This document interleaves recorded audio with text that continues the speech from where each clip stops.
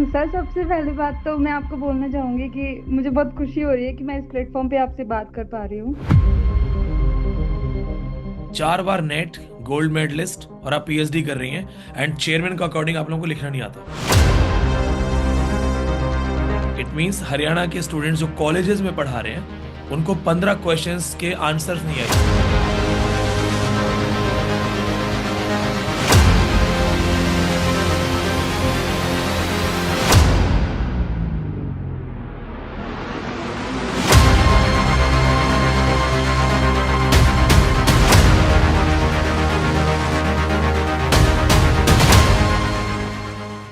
Audible? Yes sir. ठीक है, आप सब अपने कैमरे ऑन करके मीटिंग में आ जाइए। जितने भी लोग लाइव हैं कैमरा ऑन करके मीटिंग में आ जाइए। Garima has joined us. Hello Garima. Garima, am I audible? Greeting sir. Yes sir, you are audible. आवाज आ रही है ना आपको अच्छे से? हाँ जी सर। गरिमा, क्या एक्सपीरियंस रहा आपका? सर, एक्सपीरियंस तो क्या ही बता सकते हैं, अभी this is really heartbreaking. Paper कैसा हुआ था? The paper was like I have given my 200%। 100% भी नहीं कहूंगी, मैंने अपना उससे ज्यादा दिया था। पूरे 15 क्वेश्चंस में कंप्लीट करके आई थी एंड विद क्वालिटी आंसर्स। ऐसे नहीं कि सिर्फ शीट्स भरी थी मैंने। 15 क्वेश्चंस कंप्लीट किए थे एंड यू आर श्योर आपने क्वालिटी आंसर दिया था? बिल्कुल सर, मैंने क्रिटिकल कमेंट्स भी डाले, कोटेशंस भी डाले जहाँ पे भी रिक्वायर्ड है, लाइंस डाली है। और उसके बावजूद भी रिजल्ट ऐसा आ रहा है, was not expecting this. Critical comments भी डाले हैं, कोटेशंस भी डाले, और उसके बाद आप 35% की कैटेगरी में नहीं आए। हाँ जी सर, उसके बाद भी ये आ रहा है कि that we are failure. Tanya is also joined us. Hello Tanya. उनसे one more thing I would like to share. मैं 2022 में एमडी यूनिवर्सिटी रोहतक से मैंने मास्टर्स की थी and I was the gold medalist. और अभी मैं पीएचडी कर रही हूँ एंड 4 टाइम्स मैं नेट क्वालिफाइड हूँ कंटिन्यूअसली। और उसके बाद जो सब जैसे बता रहे हैं सब अपने बारे में कि इतना सब कुछ होने के बाद हम पास भी नहीं हो रहे हैं। मेरिट आउट होना अलग बात होती है सर, कि इंटरव्यू में आप निकल जाते हो, बट यहाँ पे हमारा मिनिमम क्राइटेरिया जो उसके उसमें भी हम फेल हो रहे हैं, तो ये तो बहुत गलत बात है। 4 बार नेट गोल्ड मेडलिस्ट और आप पीएचडी कर रही हैं एंड चेयरमैन के अकॉर्डिंग आप लोगों को लिखना नहीं आता। चेयरमैन का जो हाँ जी रिप्लाई सर। था और वो स्टूडेंट्स और मीडिया के थ्रू ही पता है मुझे। मैं मेरी खुद बात नहीं हुई है तो मैं ये गारंटी नहीं लूंगा कि चेयरमैन से कहा है नहीं कहा। बट सुनने में है कि जो स्टूडेंट्स ग्रुप बना के गए बात करने के लिए चेयरमैन से, तो उन्होंने कहा कि हरियाणा के बच्चों के पास वो नॉलेज ही नहीं है, वो लेवल ही नहीं है। 4 बार नेट सर, मैं 2 क्वालिफाइड। साल से कॉलेज में एक कॉलेज में टीच भी कर रही हूँ प्राइवेटली। यूजी एंड पीजी दोनों क्लासेस में लेती हूँ। आप अंडर ग्रेजुएट्स को पढ़ा रही हैं, पोस्ट ग्रेजुएट्स को पढ़ा रही हैं, कॉलेज में पढ़ा रही हैं। Yes sir. और एनईटी का फुल फॉर्म होता है नेशनल एलिजिबिलिटी टेस्ट। तो नेशनल लेवल के टेस्ट में आप पास हो गए हो। प्री का स्कोर भी आपका I'm श्योर बहुत अच्छा रहा होगा, एचपीएससी प्री का। हाँ जी सर। और मेंस में इन्होंने 35% भी नहीं दिए। गरिमा जी, आपका क्या पॉइंट है? सॉरी, तान्या जी। सर, सेम सेम इशू की। पेपर बहुत अच्छा रहा था, अपनी तरफ से मैं बेस्ट ही करके आई थी, बट आई डोंट नो क्या ब्लंडर हुआ है रिजल्ट में, या कैसे भी, मतलब वो किसी भी लेवल पर सेटिस्फाइड नहीं था। प्रीलिम्स वाज रियली गुड, और मेंस भी अच्छे से ही अटेम्प्ट हुआ था, वही अगेन सेम की 15 क्वेश्चंस थे, सब अच्छे से ही हुए थे। बट इन्होंने क्या किया है यहाँ पर, पता नहीं।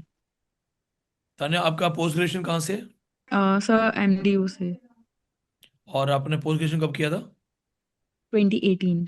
उसके बाद से आप क्या कर रहे हो? 2019 में सर मेरा नेट क्वालिफाई हुआ था। उसके बाद अराउंड 3 इयर्स आई टीच इधर ही, भिवानी आदर्श महिला महाविद्यालय। और उसके बाद से फैमिली एंड ऑल सब ऐसे ही यू चल आर रहा ऑल्सो है, टीचिंग लेकिन इन जब कॉलेज? या इट मीन्स हरियाणा के स्टूडेंट्स जो कॉलेजेस में पढ़ा रहे हैं उनको 15 क्वेश्चंस के आंसर्स नहीं आए। चलो 15 में एक दो नहीं आते होंगे, तीन नहीं आते होंगे। वो 35% के लायक नहीं है। या दैट्स वाई लग रहा है ना कि कुछ ब्लंडर हुआ है, कि ऐसा कैसे हो सकता है। बिग लेवल ब्लंडर जो मुझे महसूस हो रहा है। और मैं एक तो माफी चाहूंगा कि मैं अपना गले से परेशान था। मैं लगातार एम्स वगैरह में अपना गला चेक करवा रहा था। तो टीचर्स के नोड्यूल होते हैं यहाँ पे, आप टीचर्स हो तो आप भी ध्यान रखना। हम टीचर्स और सिंगर्स का काम होता है ऊंची आवाज में बोलना या गाना गाना। तो नॉड्यूल्स में थोड़ा प्रॉब्लम आ गई थी, जिसकी वजह से मुझे मेडिकल गाइडेंस थी कि मैं ज़्यादा ना बोलूं, चुप रहूं, काफ़ी हद तक अवॉइड करूं बोलना। लेकिन एचपीएससी की कंडीशंस लगातार देख रहा हूं, और अब ये है ना कि अगर आपने अब नहीं बोला तो कब बोला। तो मैंने एक वीडियो तो क्लास में भी बना के डाल दी थी, क्योंकि हरियाणा से बहुत बच्चे हैं। उस वक्त भी मैंने कहा था कि दे हैव प्लेड, जो मेरा सिक्स सेंस कह रहा है वो क्लियर है, क्लियर गेम हुआ है। 613 सीट्स होने के बाद आप 151 रिजल्ट्स देते हो, और 151 में भी सिर्फ 51 स्टूडेंट हरियाणा से हैं। जो मेरी जानकारी आई है अभी तक, जो मैंने अपने सोर्सेज का इस्तेमाल किया है, उस 151 में 100 स्टूडेंट्स अदर स्टेट्स के हैं। तो ये क्या क्राइटेरिया है कि अदर स्टूडेंट्स के कैंडिडेट्स तो क्वालिफाई हो रहे हैं और हरियाणा के नहीं हो रहे हैं। फिर जो डिफरेंट डिफरेंट कैटेगरीज हैं उनके अंदर भी उन्होंने उनको सीट्स को फिलअप नहीं करा। दूसरी चीज है कि 35%, तो हरियाणा में 18 यूनिवर्सिटीज हैं, अलग अलग यूनिवर्सिटीज के लोग पढ़ रहे हैं, बड़े बड़े प्रोफेसर हैं। प्रोफेसर भीमसेन दहिया का इंटरनेशनल लेवल पे नाम है। एमडीयू, रोहतक, कुरुक्षेत्र यूनिवर्सिटीज, ये जो सीडीएलयू, प्रोफेसर अनु शुक्ला सीडीएलयू में बहुत बड़ी स्कॉलर है। इनके पढ़ाए हुए स्टूडेंट्स जो ग्रेजुएशन कर रहे हैं, जो पोस्ट ग्रेजुएशन कर रहे हैं, जो नेशनल एलिजिबिलिटी टेस्ट वो क्रैक कर रहे हैं, और उनमें से कई पीएचडी कर रहे हैं, कॉलेज में पढ़ा रहे हैं। और 2022 की आई हुई वैकेंसी, उन्हें तब से पता है मैं डिस्क्रिप्टिव की तैयारी करनी है, वो तब से तैयारी कर रहे हैं 3 साल तक, और वो 35% के लायक नहीं है। तो फिर हरियाणा में सारी यूनिवर्सिटी बंद कर देनी चाहिए। फिर तो shame on all the teachers जो इंग्लिश पढ़ा रहे हैं। फिर तो आपका यूनिवर्सिटी का करिकुलम बकवास है। फिर आपके यूनिवर्सिटी टीचर्स और हरियाणा के जो स्टूडेंट्स, जिन पे वो सेक्रेटरी जो सचिव साहब हैं आपके, एचपीएससी के चेयरमैन, उन्होंने सवाल उठाया कि आप लोगों के पास वो नॉलेज नहीं है। तो फिर सबसे पहले तो टीचर्स पे सवाल उठाओ, यूनिवर्सिटी करिकुलम पे सवाल उठाओ, आपके सिलेबस पे सवाल उठाओ, कि किस तरह के स्टूडेंट्स नेट क्वालिफाई कर रहे हैं, किस तरह के स्टूडेंट्स पीएचडी क्वालिफाई कर रहे हैं, जिनको 100 में से 35 भी नहीं बन रहा, होगा 100 में से 35% नहीं बन रहा। सर नमस्ते सर, जी मेरा नाम मोनिका है। जी, बताइए अपने बारे में। सर मैंने 2019 में नेट क्वालिफाई किया था अंडर योर गाइडेंस। और सर मैं एज यूजुअल जैसे 15 क्वेश्चन कहा है सबने, तो मैंने भी सेम ही किए थे सर, कंप्लीट कर दिए थे। और वो विद गुड कंटेंट था सर, ऐसा नहीं था कि बिल्कुल पुअर लिख के आई, बहुत जी, अच्छा भी लिख के आई। लेकिन सर फिर वही रिजल्ट ने तो फिर ऐसे ही हताश किया, निराश किया। एक चीज देखिए ना कि डिस्क्रिप्टिव में, आपने वो हाँ वीडियो जी। देखा था जब पेपर आया था और मैंने पेपर का रिव्यू दिया था, क्लास के अंदर हाँ जी पेपर सर। डिस्कस किया था। उस हाँ वीडियो में हाँ मैंने जी सर। क्लियरली कहा था कि ये पेपर मैं कोई तैयार करके नहीं आया हूं बात करने के लिए, जो है हाँ जैसा जी। है सामने है। उसमें सिर्फ हम्म। एक क्वेश्चन जो था, क्वेश्चन नंबर 12, उसके लिए मैंने हाँ कहा था कि जी। अभी मेरा माइंड काम नहीं कर रहा इस पे क्या आंसर करना है। जी जी। बाकी सारे जी सर। क्वेश्चंस मैंने हाथों हाथ एक्सप्लेन किए थे कि ये ऐसे हो जाएंगे, जी। ऐसे हो जाएंगे। तो जिनको मैं हम्म। पढ़ा रहा हूँ वो डिस्क्रिप्टिव आंसर कर रहे हैं, तो क्या जी वो सर। इतने गलत कर रहे हैं कि 35% नहीं लाएंगे? मतलब इतना उनको कोई कॉन्सेप्ट नहीं पता। और यहां मेरी कई समझ लोगों में से नहीं बात आया। हुई, जैसे होता है ना कि हम्म। कोचिंग सेंटर्स के रिजल्ट्स, तो मेरे 3-4 स्टूडेंट्स का सिलेक्शन हुआ है। अनफॉर्चुनेटली सब बाहर से हैं, हरियाणा से नहीं है। उनमें से एक बच्ची जो है हमारी ऑफलाइन बैच की, वो जेआरएफ है। हम्म। उसने मुझे बोला कि सर अंगूर खट्टे हैं इनके लिए, आप इनका साथ क्यों दे रहे हो? इनमें लेवल नहीं है, इनमें दम नहीं है।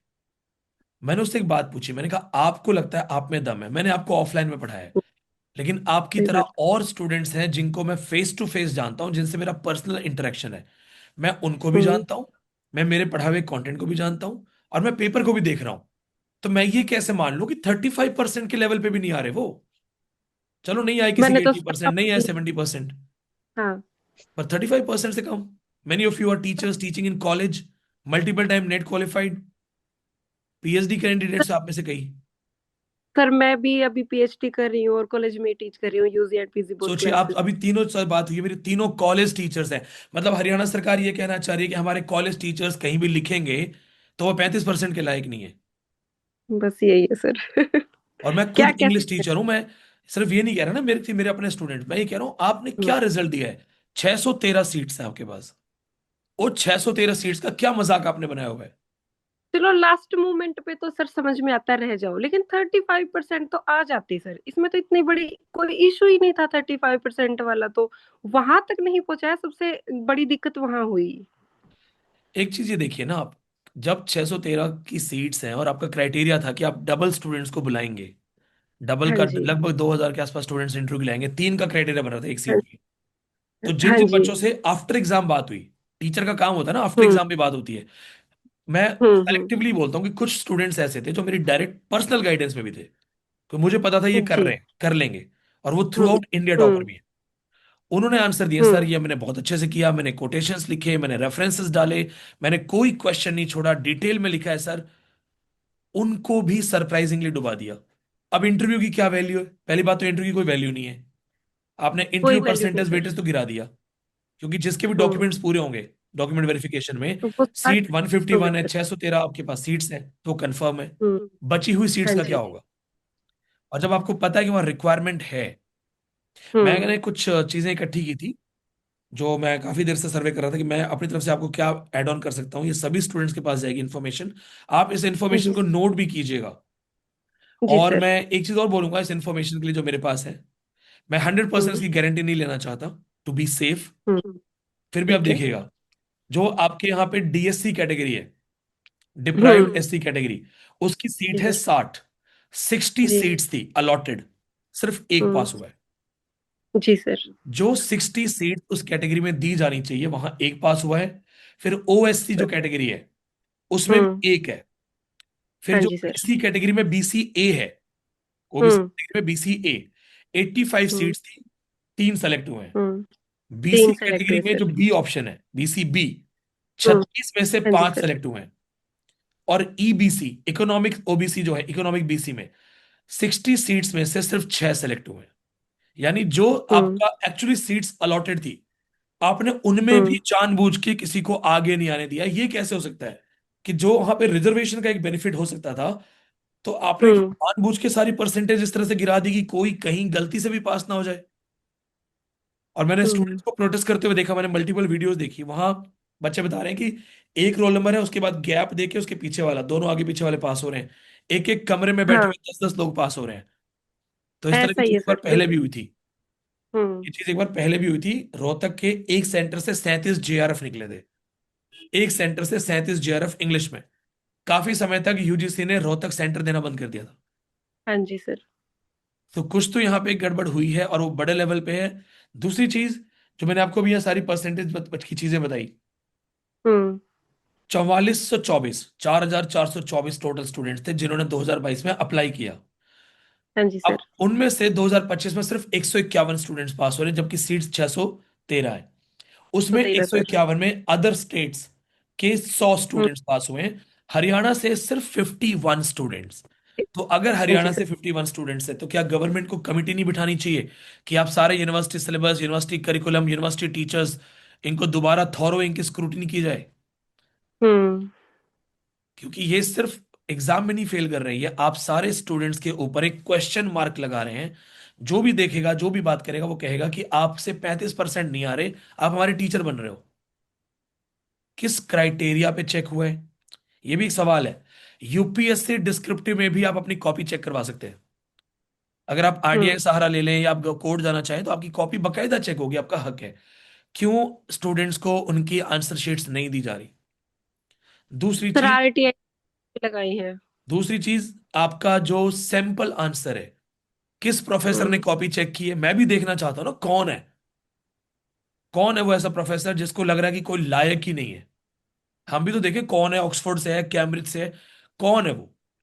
चलो मान लो आप प्रिवेसी है या सेफ्टी पर्पज आप उनका नाम नहीं बताना चाहते, हमें सैंपल आंसर प्रोवाइड किया जाए एचपीएससी की तरफ से कि भाई ये होता है आंसर, और आपने इसके लेवल पे कुछ नहीं लिखा, हमें दिखाओ तो हम्म सही। हमें आप एक आइडलाइज आंसर तो बताओ कि ये सारे आंसर थे, ताकि हमें ये दिखे कि दूध का दूध पानी का पानी हो, पता तो चले हमने गलती की तो कहाँ गलत किया। जिस तरह से इन्होंने क्राइटेरिया सेट किया है, इनको क्लियरली ऊपर से ऑर्डर्स मिले होंगे कि करना ही नहीं है। इवैल्यूएशन जानबूझ के आपका इस तरह से किया है।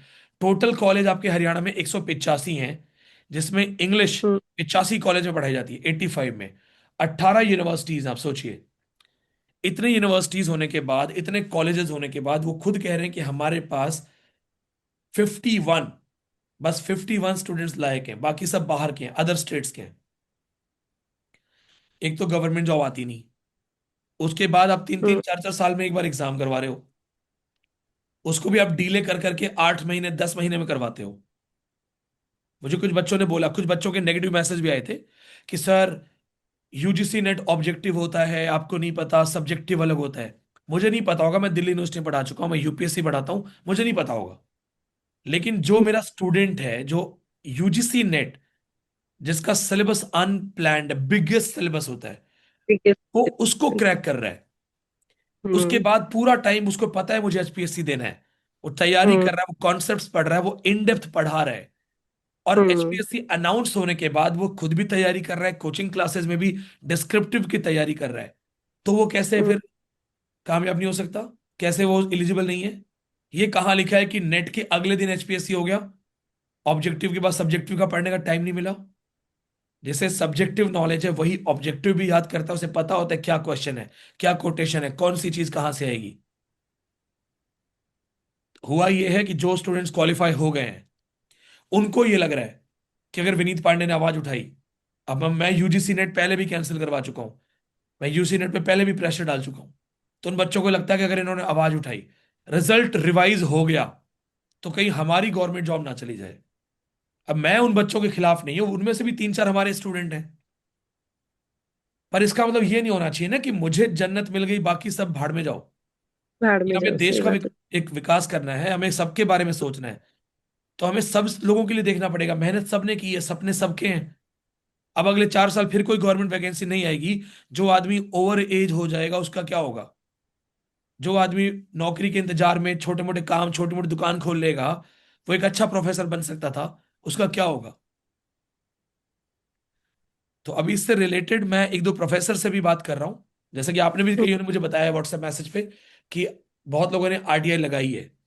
एक तो मेरा लगा। सजेशन ये है, जितने स्टूडेंट्स हो सब आपस में ज्यादा से ज्यादा कोऑर्डिनेट करो, जुड़ के रहो, हम्म। क्योंकि यहाँ पे लीगल तरीके से ही आगे जाना पड़ेगा। प्रोटेस्ट से नहीं सुनेंगे। प्रोटेस्ट से इसलिए नहीं सुनेंगे क्योंकि सिर्फ एक सब्जेक्ट वाले सबसे ज्यादा लड़ रहे हैं, तो एक सब्जेक्ट में आप 25 50 100 बच्चा लेके जाओगे, उनको नहीं फर्क पड़ता, जब तक उन्हें 4,000 5,000 की भीड़ ना दिखे। और हम्म। प्रैक्टिकली हम डिवाइडेड हैं, तो बहुत सारे स्टूडेंट्स जो जानते कि आप सही हो, शायद आपके साथ ना आ पाए, क्योंकि उनका एग्जाम नहीं है, तो वो शायद आपके पास उतनी भीड़ ना हो। तो यहां पे फिर आता है कानूनी सहारा। लीगल वे में अगर आप अकेले हो, लेकिन आपका वकील आपकी बात को बहुत सही से प्रेजेंट कर रहा है, तो आपकी बात सुनी जा सकती है। दूसरी चीज, जितने स्टूडेंट आरटीआई लगा सकते हैं, आंसर की डिमांड करो, आपका हक है, डेमोक्रेसी है। आपने लिख के दिया है, उनको बताना पड़ेगा किसके मार्क्स क्यों काटे गए, किस क्राइटेरिया पे काटे गए। जो इंसान पीजी कर चुका है, नेट क्वालिफाई कर चुका है, मल्टीपल ईयर से पढ़ा रहा है, मल्टीपल नेट रिपीटेडली क्वालिफाई कर रहा है, वो ये साबित कर रहा है कि मुझे कॉन्सेप्ट्स आते हैं, मुझे नॉलेज है, और वो उस नॉलेज को वहां लिख सकता है।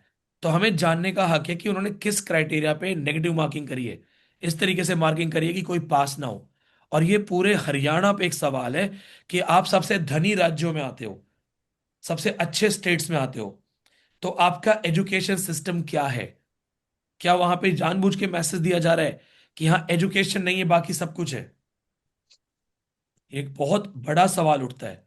बाकी और भी जो स्टूडेंट्स यहाँ ज्वाइन कर रहे हैं, अगर हमारे स्टूडेंट्स के किसी को कुछ ऐड ऑन करना है तो आप बताइए हमें। ज्योति, राघव, शीला, जितने भी स्टूडेंट्स हैं जो भी कुछ ऐड ऑन करना चाहते हैं, आप अपनी तरफ से, क्योंकि आप हरियाणा के अंदर हैं, मेरी आंख और कान आप हैं, तो आप मुझे बताइए यहाँ पे।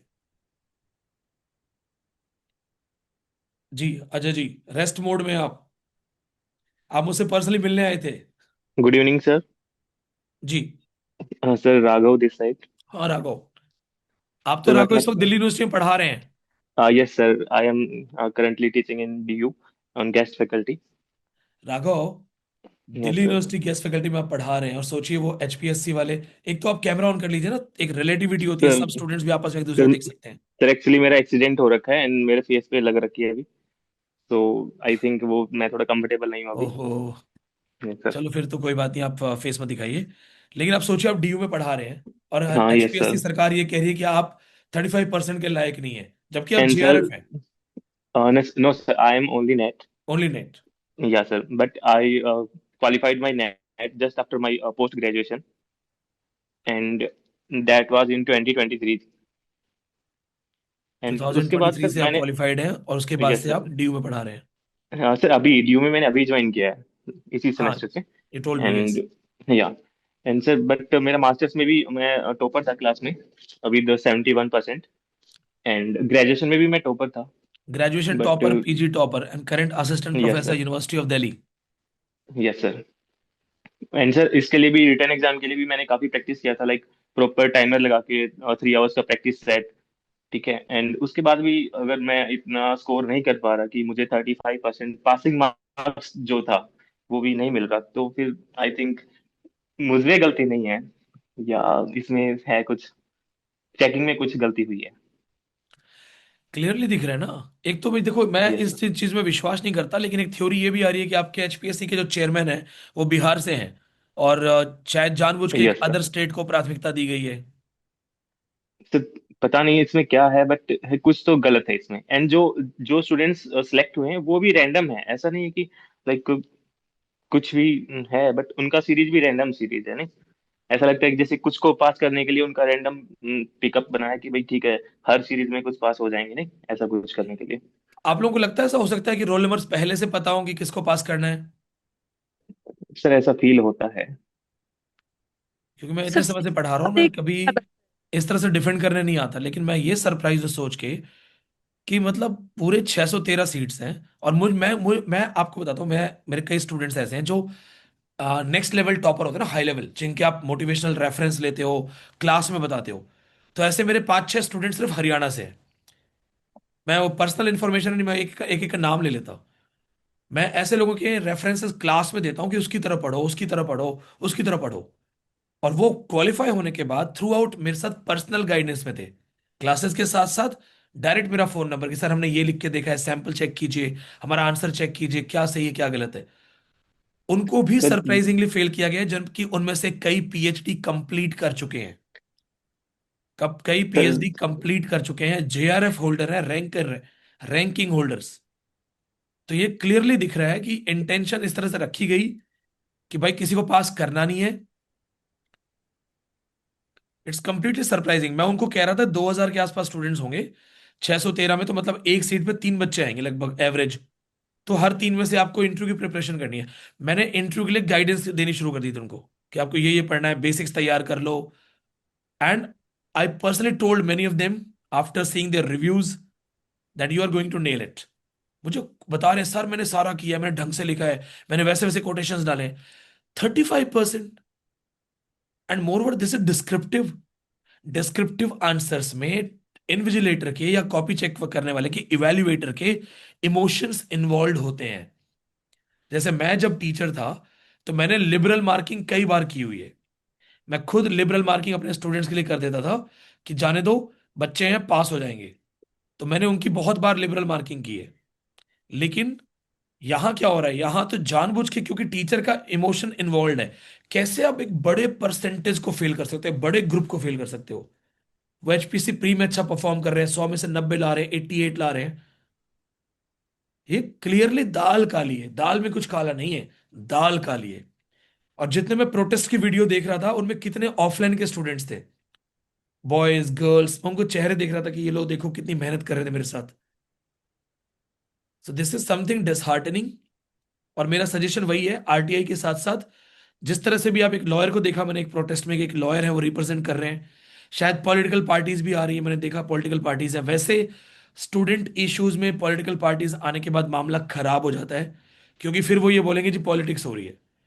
लेकिन अगर कोई इस लेवल पे आपके साथ है कि आपको लीगली हेल्प कर रहे हैं, लॉयर के थ्रू आगे बढ़ने का मौका मिलता है, तो फिर आप सोच समझ के आगे जरूर बढ़ो। एक लॉयर को देखा था मैंने प्रोटेस्ट में, और बच्चों ने बताया था कि शायद वो अच्छे नॉलेज है, उनको अच्छा खासा अब वो है, पकड़ है इस चीज पे। तो आप जरूर प्रोटेस्ट करो, जरूर आगे बढ़ो, लेकिन मेक श्योर लोग जुड़े, क्योंकि मुहिम तभी होगी जब लोग जुड़ेंगे। 2 4 10 रोते रह जाओगे, इनको कोई फर्क नहीं पड़ेगा। आपने एक फिल्म देखी होगी शिवाजी, उसमें शायद एक फिल्म थी अनिल कपूर की। उसमें वो बोलते थे ना, वो रोते हैं तो रोने दो, वो रोएंगे, चिल्लाएंगे, थक जाएंगे और चले जाएंगे। हमारी सरकार इस तरह कर रही है। हम एग्जाम्पल लेते हैं फॉरेन कंट्रीज का, यूरोपियन कंट्रीज का, कि एक आदमी के लिए जापान में ट्रेन चलती है। यहां देखो, स्टूडेंट सिर्फ ये बोल रहा है मुझे आंसर की दे दो, मुझे सैंपल्स दिखा दो, मुझे मेरी आंसर की दिखा दो, और बता दो मैंने गलत क्या किया है। क्या गलत मांग रहा है वो? क्या गलत मांग रहा है भाई? आपने किसी के सपने तोड़ दिए और आप उसको ये भी नहीं बताओगे कि एक्चुअली क्राइटेरिया क्या था। मैं यूपीएससी के लिए भी डिस्क्रिप्टिव पढ़ाता हूँ, मैं यूपीएससी के बच्चों की भी आंसर की देखता हूँ, उनके भी क्वेश्चंस देखता हूँ। हम पीवाईक्यूज पे नजर रखते हैं जहां जहां डिस्क्रिप्टिव होता है। ऐसा तो कुछ अनएक्सपेक्टेड पेपर नहीं था कि किसी को नहीं आएगा। तो आप सबको साथ आके आगे बढ़ना पड़ेगा। हमारे साथ शीला ने भी ज्वाइन किया है। शीला, आप भी अपना पॉइंट हमें बता दीजिए। सॉरी, मैंने 9 बजे का टाइम बोल के थोड़ा पहले स्टार्ट कर दिया था, तो आप लोग प्रिपेयर नहीं रहे होंगे। शीतल हेलो। भी हमारे साथ है। जी Sheetal, hello. Hello sir, good evening. Good evening. Sir, सबसे पहली बात तो मैं आपको बोलना चाहूंगी कि मुझे बहुत खुशी हो रही है कि मैं इस प्लेटफॉर्म पे आपसे बात कर पा रही हूँ। और I am the same girl who asked so many questions. जैसे अभी अरुंधति रॉय वाला पूछा था मैंने। आपने वो तो क्वेश्चन पूछा था मुझे अरुंधति रॉय का कि सर वो उसके हाँ क्वेश्चंस जी। आएंगे या नहीं आएंगे, किस पॉइंट ऑफ व्यू से यस है सर। वो। सर, मैंने हेलो 3 बार नेट निकाला है बिना कोचिंग के इस टाइम आपके गूगल ड्राइव कोर्स को। Yes sir. 3 बार नेट क्वालिफाइड आप। Yes sir. अभी मैंने गूगल ड्राइव कोर्स को ज्वाइन किया था ताकि मैं जेआरएफ के लिए और बेटर अपनी अंडरस्टैंडिंग बना सकूं, लिटरेचर पे होल्ड मेरा अच्छा हो सके। तो मेरा बेबी हुआ था मार्च में। और उस टाइम पे जो रेस्ट मिलता है उस टाइम में मैंने पूरे में प्रिपरेशन करी, एचपीएससी के लिए भी और जेआरएफ के लिए भी। तो मुझे ये था कि मैं पक्का उसमें सेलेक्ट हो जाऊंगी। और प्री में अच्छा स्कोर किया भी मैंने, 72 स्कोर था मेरा। बट सर, इससे बिल्कुल भी ये एक्सपेक्टेशन नहीं थी कि इस टाइप का रिजल्ट में इतना डिजास्टर्स देखने को मिलेगा।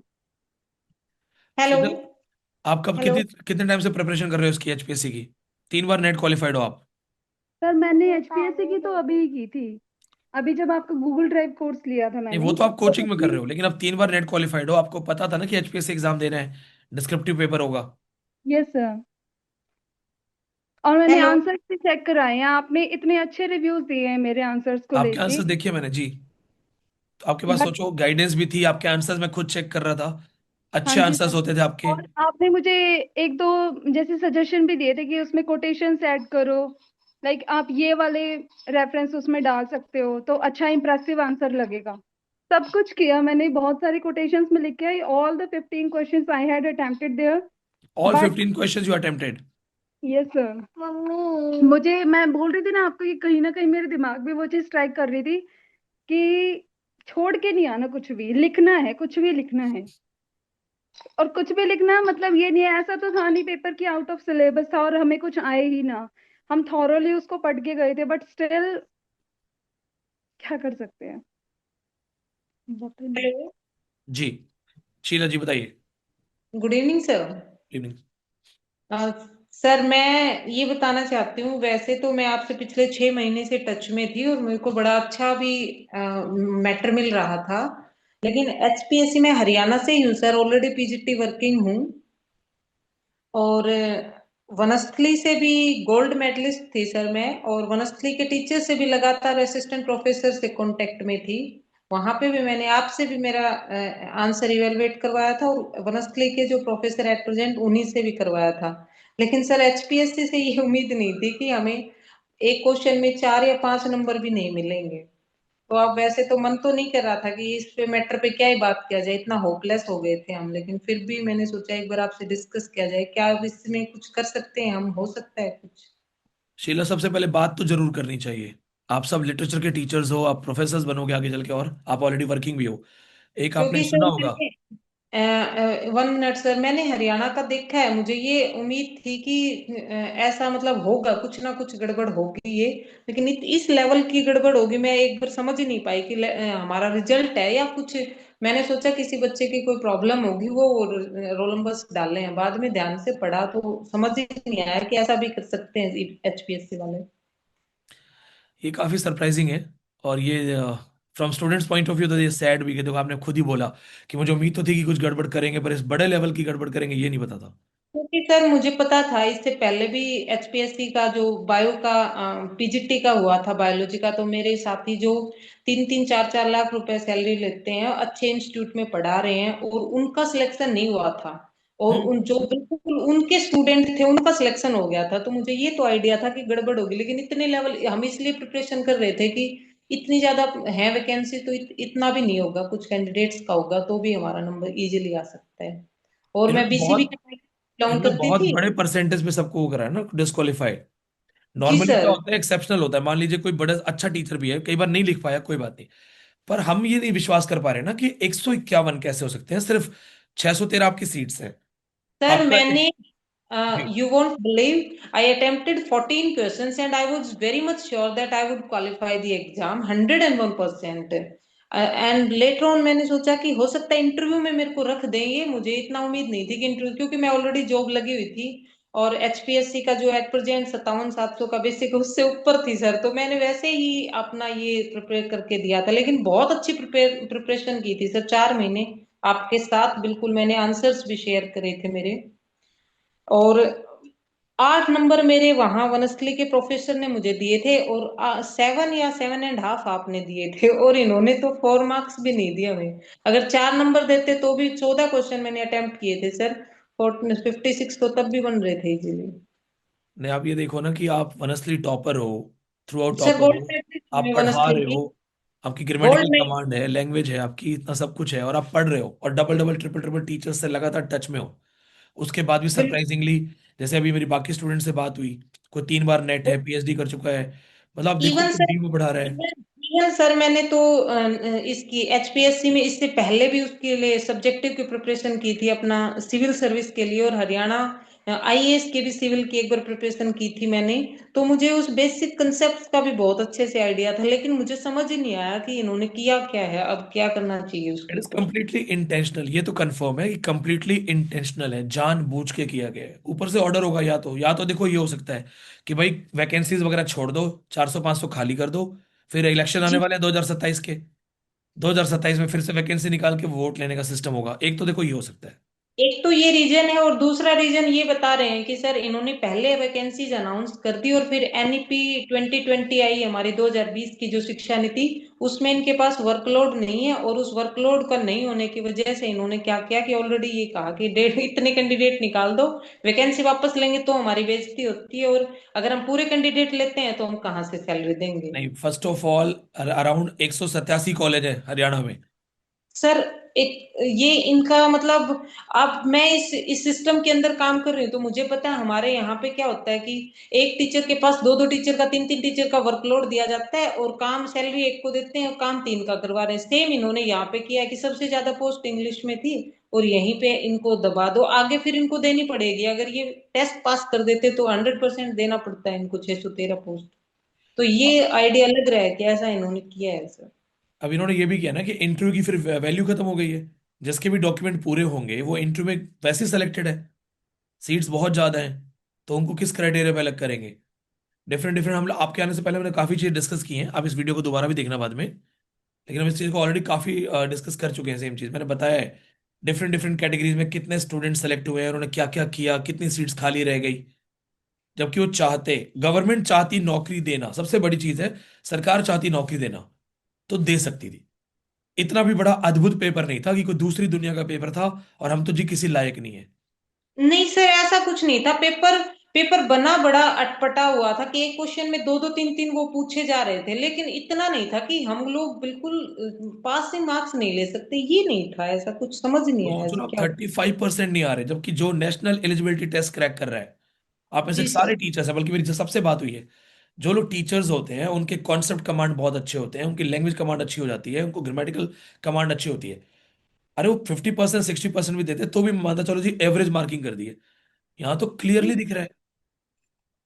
वो स्टूडेंट, अब जो मेरा एक स्टूडेंट है हरियाणा से, थ्रू आउट दिल्ली यूनिवर्सिटी से पढ़ रहा है, through out fluent English accent में बात करता, जेआरएफ है। उसको मैं कहता था तू टेंशन मत ले, तू सिर्फ इंटरव्यू की तैयारी कर, तेरा अलग लेवल है। उसको बाहर बिठा रखा है। वो आया नहीं है बेचारा यहाँ बात करने, वो कह रहा है, सर मैं क्या बोलूं। मैं सर कहने लगा वही था, कि मेरा भी यही था कि अब क्या ही बोले इसके ऊपर, समझ ही नहीं आ रहा, हमारे यहाँ पे सभी लोग एकदम होपलेस हो गए, किसी को कुछ समझ नहीं आया। एक हमारे साथी सर हैं, उन्होंने टीजीटी लगे हुए हैं, पीजीटी एग्जाम नहीं दिया कि मेरा तो कॉलेज में हो जाएगा असिस्टेंट प्रोफेसर वाला, कोई दिक्कत नहीं है। अब वो दोनों में रह गए सर। एंड सर इससे एक एक फियर और हो गया कि आगे भी ऐसा हुआ तो फिर क्या होगा। यार देखो, जी सर।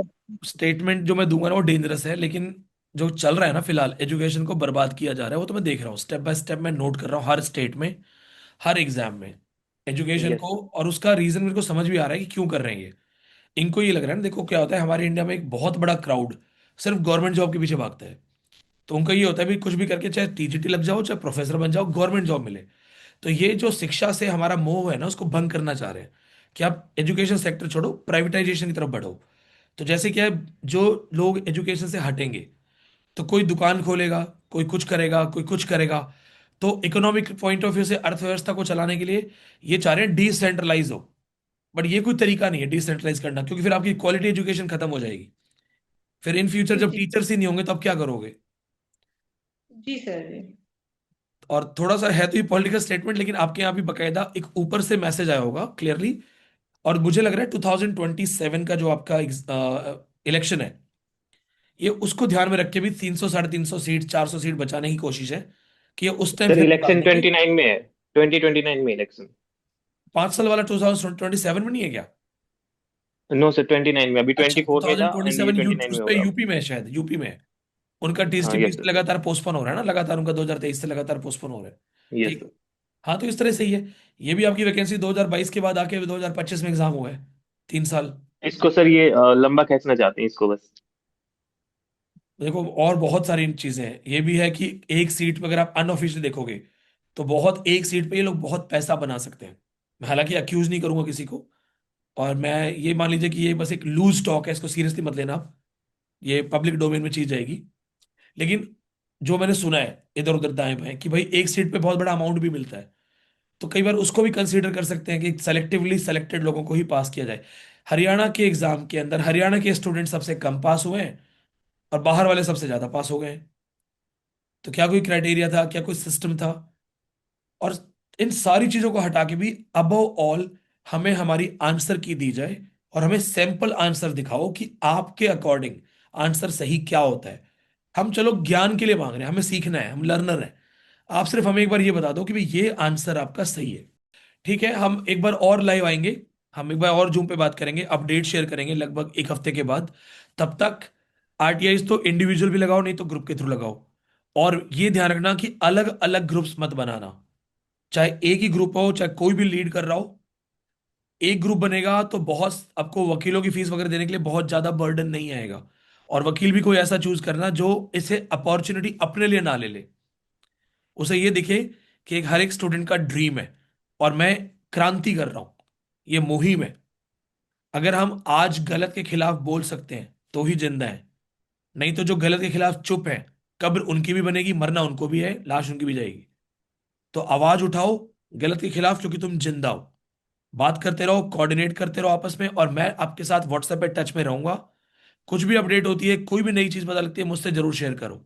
एक हफ्ते के बाद हम फिर इस पे बात करते हैं। तब तक मैं हरियाणा के कुछ टीचर्स के टच में ऑलरेडी हूं, तो मेरी उनसे भी बात चल रही है। उनका भी सजेशन यही है कि ज्यादा से ज्यादा आरटीआईज लगे। स्टूडेंट्स प्रेशर बनाएंगे एक डॉक्यूमेंट के थ्रू, गवर्नमेंट डॉक्यूमेंट जल्दी रिकॉग्नाइज करती है। कोर्ट भी जो है वो गवर्नमेंट का डॉक्यूमेंट ही रिकॉग्नाइज करेगा। तो ज्यादा से ज्यादा आरटीआई लगाओ, और आरटीआई कोई बड़ी चीज नहीं होती। 50-55 रुपए में आप खुद अप्लाई कर सकते हो। ऑनलाइन यूट्यूब पे देखो आरटीआई कैसे लगती है। 50-55 रुपए की फीस है, और अपनी आरटीआई आप खुद लगाइए। इसके बाद हम लोग नेक्स्ट वीक बैठेंगे। जरूरत पड़ेगी तो 2 या 3 दिन में भी हम दोबारा लाइव आ जाएंगे। तब तक के लिए बी अलर्टेड, लगातार अलर्टेड रहो। ठीक है, आप सभी का बहुत बहुत धन्यवाद। Thank you so much for joining.